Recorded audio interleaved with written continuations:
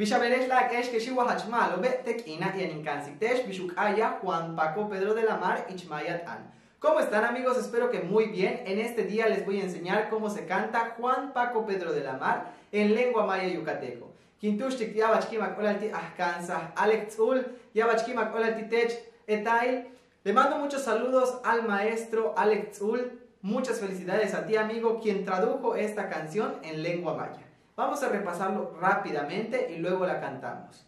Juan Paco Pedro de la Mar, Bey Ink Abao, Wakin Hok Oshimbale, Kin Wautal Bejo. Juan Paco Pedro de la Mar, la la la la la la.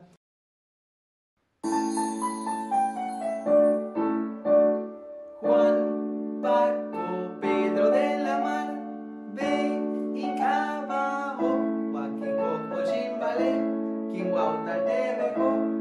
Juan Paco Pedro de la Mar, la la la la la la la. Juan Paco Pedro de la Mar, Bey Ink Abao, Wakin Hok Oshimbale, Kin Wautal Bejo.